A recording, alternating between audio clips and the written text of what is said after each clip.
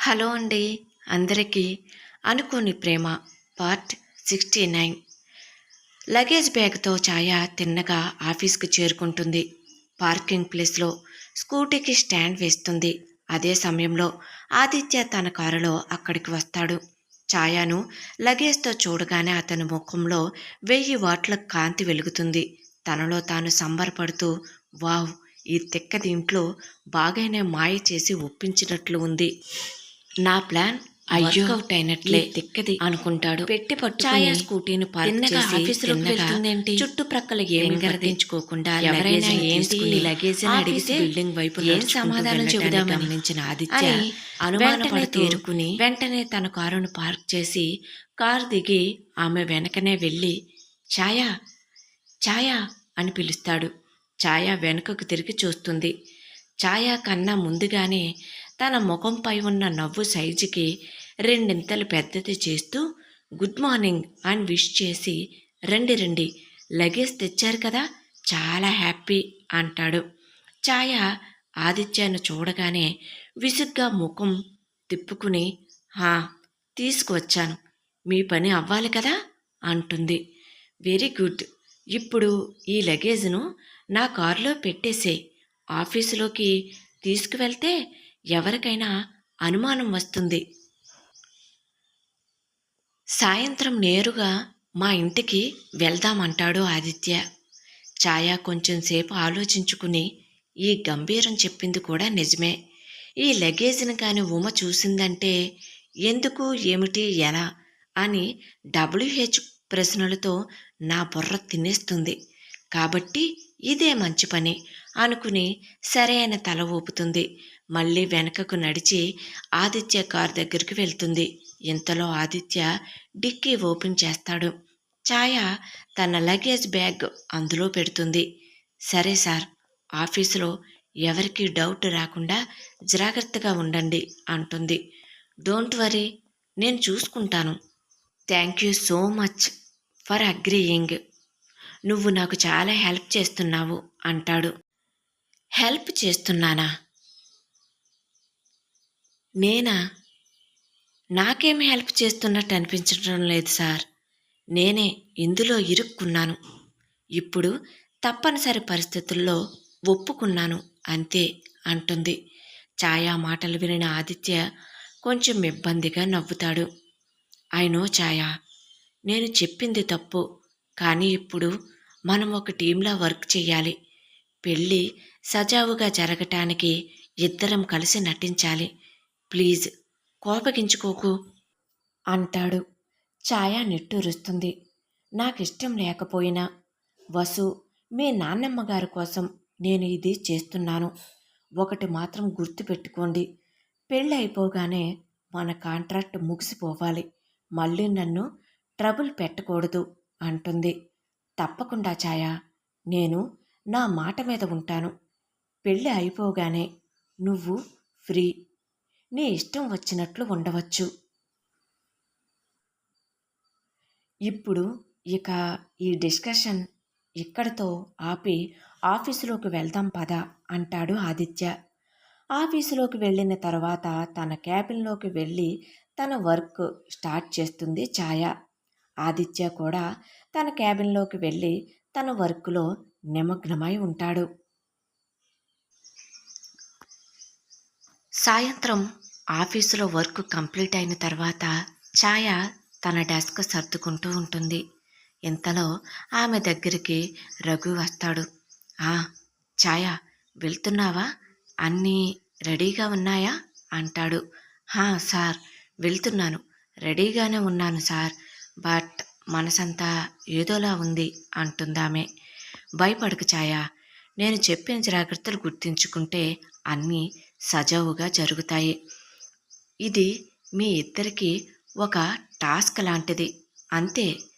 మీ పర్ఫార్మెన్స్ని బట్టి అందరూ నమ్ముతారు అని రఘు చెబుతూ ఉండగా ఆదిత్య కూడా అక్కడికి వస్తాడు.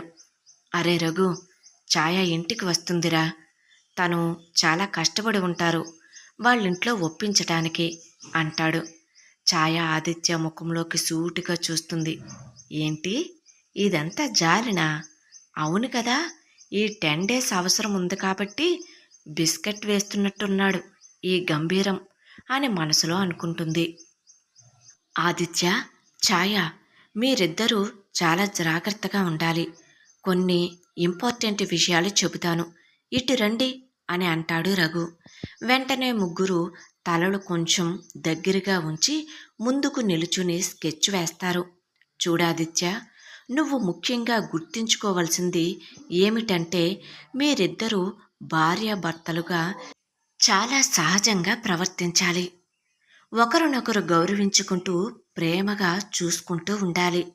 రఘు వాళ్ళు ఇద్దరికీ చెబుతూ ఉండగా ఆదిత్య మరియు ఛాయ ఇద్దరూ ఎంతో శ్రద్ధగా వింటూ తలను ఊపుతూ ఉంటారు. తప్పకుండా రఘు, నేను జాగ్రత్తగా ఉంటాను, ఛాయతో బాగానే ఉంటాను అంటాడు ఆదిత్య. ఛాయ, నువ్వు కూడా అంతే, కొంచెం ఓపికగా ఉండు. నీకు చెప్పనవసరం లేదనుకో, ఈ ఆదిత్యగాడితో పరిచయం ఏర్పడిన తర్వాత నీ ఓర్పు ఏంటో నాకు తెలుసు అంటాడు. ఆ, ఏంటిరా అంటున్నావు అంటాడు ఆదిత్య. అదేరా, ఛాయ నీ నుండే ఓర్పు ఎలా ఉండాలో నేర్చుకుంది అంటాడు. ఓ, అలానా అంటాడు. ఉఫ్ అని రఘు గండం తప్పింది అనుకుంటాడు. ఛాయ, నువ్వు వసుతో చాలా క్లోజ్గా ఉండు, తన పెళ్లి పనుల్లో సహాయం చేస్తూ అందరి దృష్టి నీ వైపు తిప్పుకో అంటాడు రఘు. ఛాయ శ్రద్ధగా వింటూ ముఖంలో సీరియస్ ఎక్స్ప్రెషన్స్ ఇస్తూ హా, తిప్పుకుంటాను సార్ అని పాత్రలో పరకాయ ప్రవేశం చేసినట్లు చెబుతుంది. వంచిన తలను కొంచెం పైకెత్తి నుసట మీద ముడతలు తెప్పిస్తూ అబ్బో, అలానా అన్నట్లుగా ఆమెను చూస్తూ ఒక ఎక్స్ప్రెషన్ ఇస్తాడు ఆదిత్య. అది గమనించిన రఘు ఆదిత్య భుజంపై ఒక్కటి వేస్తాడు, తిన్నగా ఉండు అన్నట్లుగా. కానీ ఛాయ అక్కడ జరిగేది ఏమీ పట్టించుకోకుండా జరగబోయే దాని గురించి ఆలోచిస్తుంది. హా, ఛాయ, ఏంటి చెబుతున్నాను అని మర్చిపోయినట్లు అంటాడు రఘు. అదే సార్, నన్ను అందరినీ నా వైపు తిప్పుకోమన్నారు అంటుంది. హా, అదే, తర్వాత నువ్వు ఆ ఇంటికి కొత్త కాబట్టి అందరూ నిన్ను గమనిస్తూ ఉంటారు అంటాడు రఘు. నేను ప్రయత్నిస్తాను సార్, కానీ ఇది చాలా కష్టమైన పని. అబద్ధాలు చెప్పి నటించటం. కానీ ఐ విల్ డూ సార్ అని ఒక చేతి పిడికిలి బిగించి మరొక చేయి అరచేతిలో కొడుతూ చాలా స్ట్రాంగ్గా చెబుతుంది ఛాయ. నువ్వు ఇంట్లో వాళ్ళ గురించి ఎక్కువగా ఆలోచించుకు, క్షేమంగా మళ్ళీ మీ ఇంటిని చేరుకుంటావు ఛాయ అంటాడు రఘు. అరే రఘు, వసు వాళ్ళ అత్తగారు మాత్రం పెద్ద క్వశ్చన్ బ్యాంకులా ఉందిరా బాబు. మా పెళ్లి గురించి ఏమైనా అడిగితే ఏం చెప్పాలి, ఎప్పుడు జరిగింది, ఎలా జరిగింది అని అడిగితే అంటాడు ఆదిత్య. నాకు తెలుసురా ఆదిత్య, ఏదైనా కొంప మునిగే పరిస్థితి వచ్చిందంటే అది నీ నుండే జరుగుతుందని నాకు తెలుసు. ఛాయ జాగ్రత్తగానే ఉంటుంది అంటూ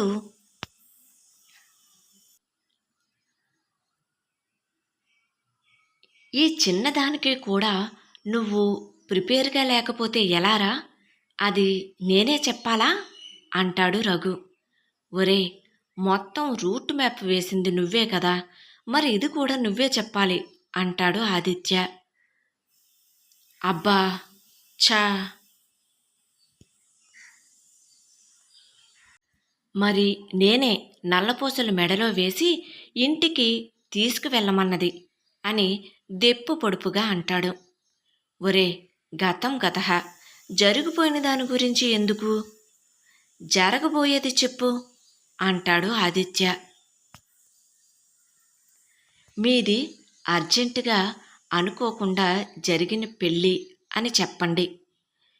మీరు ఎలాగూ లవ్లో ఉన్నారని ఛాయ వాళ్ళింట్లో ఒప్పుకోలేదని మీరు ముందు చెప్పిందే చెప్పండి, సరిపోతుంది అని పెద్ద ఎక్స్పర్ట్ చెప్పినట్లు సలహా చెప్తాడు రఘు. ఏమంటావు ఛాయ, ప్రేమగా మాట్లాడటం, ప్రేమగా చూడటం పెద్ద కష్టం కాదు కదా అంటాడు.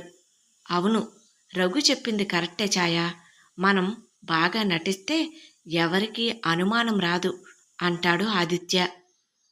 ఏంటమ్మా ప్రేమగా మాట్లాడటం, ప్రేమగా చూడటంనా?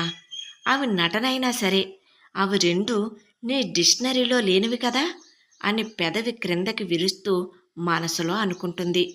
మరొక విషయం, మీ ఇద్దరి గురించి ఎవరైనా వ్యక్తిగత విషయాలు అడిగితే చాలా తెలివిగా తప్పించుకోండి. మీ గురించిన వివరాలు ఎక్కువగా చెప్పకండి.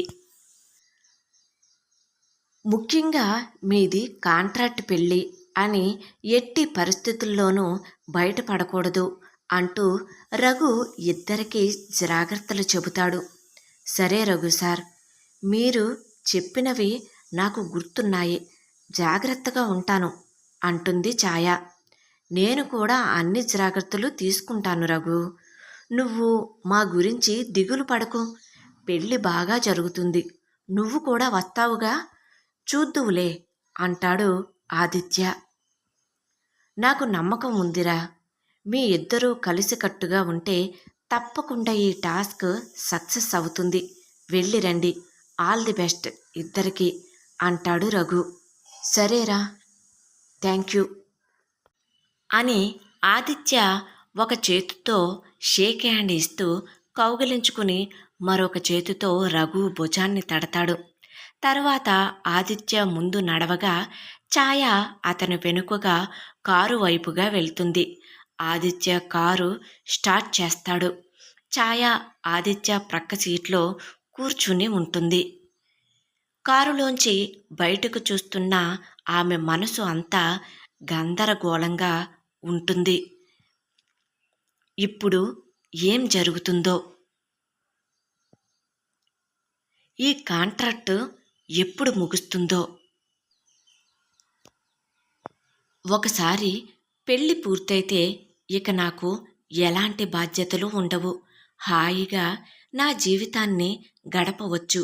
ఇన్ని రోజులు ఈయనతో పడిన కష్టం ఇక తీరిపోతుంది. ఇన్ని రోజులు పడిన కష్టం ఒక ఎత్తైతే ఇప్పుడు ఈ పెళ్లి తంతు సజావుగా ముగిస్తే అదే 10,000 అని అనుకుంటుంది. అనుకోని ప్రేమ కథ కొనసాగుతుంది. కథ నచ్చినట్లయితే తప్పకుండా లైక్ చేయండి. దయచేసి సబ్స్క్రైబ్ చేసుకుని ఎంకరేజ్ చేయగలరండి. నేను ఇక నుండి డైలీ కథలను పెట్టడానికి ప్రయత్నం చేస్తానండి. ఈ స్టోరీని నేను ఓన్గా రాయడం జరిగింది. కథ ఎలా ఉంది అనేది కామెంట్ సెక్షన్లో తెలియచేయడం మాత్రం మర్చిపోవద్దండి. ప్లీజ్ దయచేసి సబ్స్క్రైబ్ చేసుకోగలరు. Thank you.